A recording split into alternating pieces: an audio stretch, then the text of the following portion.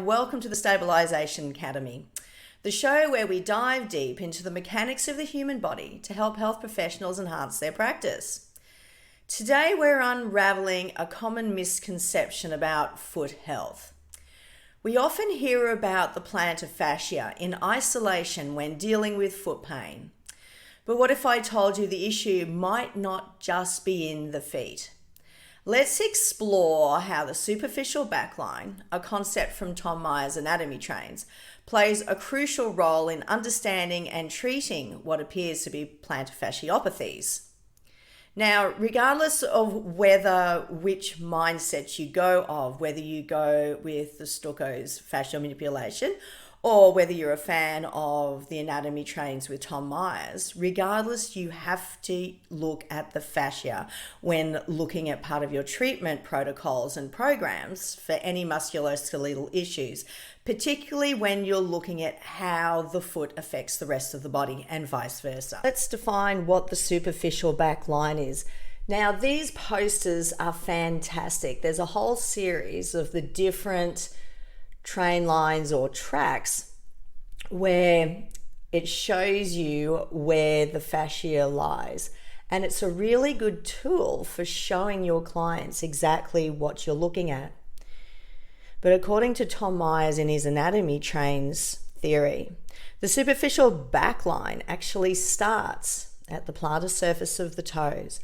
It travels the plantar fascia, goes up the calves, hamstrings, attaches at the ischial tuberosities, goes up either side of the spine, and then ends up at the front part of the head. This continuous line of connective tissue integrates various parts of the body into a cohesive unit that supports posture and movement. Understanding this connectivity is key to addressing foot pain effectively. So what you've got to understand is once you reach maturity, the length of this does not change overall, but segments can, and it's segments where they usually attach onto joints.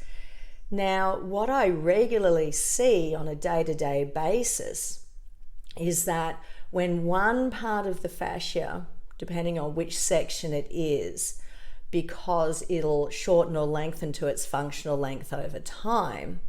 And usually the part that lengthens the most is in the upper part of the body, whether you've got anterior pelvic tilt, kyphosis or thoracic rounding through here, and definitely the head sitting forward, all the postures associated, usually with sitting, computer work, all of that sort of thing.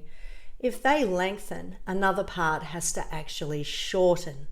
And what we usually find is those shortening parts usually happen in the lower body. So the plantar fascia, which is often pinpointed in cases of foot pain, is actually the beginning of the superficial back line. And when there's tightness or dysfunction in this fascia, it could be a symptom of larger imbalances anywhere up the actual superficial back line. So your tight calf muscles, hamstrings, and even spinal ischials can pull on the fascia and the superficial back line, creating tension that manifests in the feet. This holistic view challenges the conventional approach of treating the foot in isolation. Then you can actually look at the opposite. We look at the superficial front line. So if the back line lengthens, then the front line has to shorten. And in the bottom half, if the superficial back line shortens, then the front line lengthens. And because the foot is a three-dimensional moving object, you have to take into consideration the lateral lines and the functional lines because the foot moves in all three planes. As health professionals, it's very important and it's our responsibility to look deeper at the body's integrated system to provide the most effective treatment for our clients. The concept of the superficial back line from anatomy trains is a powerful reminder of our body's interconnectedness.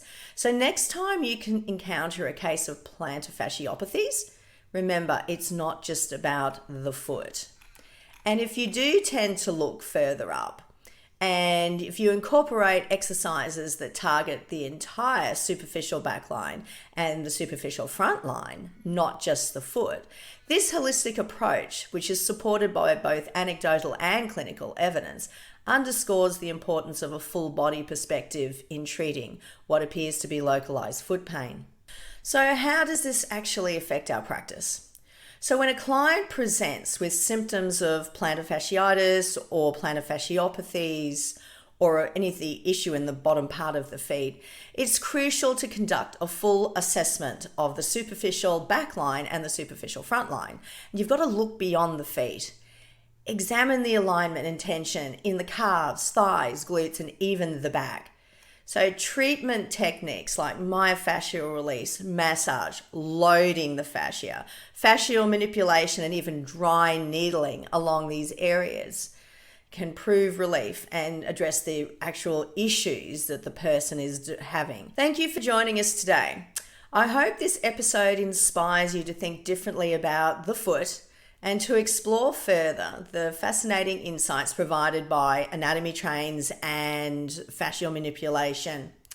So if you do want to have a look and see what research there is, if you actually jump on the Fascial Manipulation by Stucco website and also the Anatomy Trains websites, whether it's the Australian or the United States edition, there is bucket loads of research in there which covers all forms of fascia and how it actually works within the body. If you're wanting more information on these topics today, or if you want more information particularly on neurological strengthening exercises, then jump on the website www.thestabilization academy or subscribe to this channel. We're also available on Instagram, Facebook, and of course, YouTube.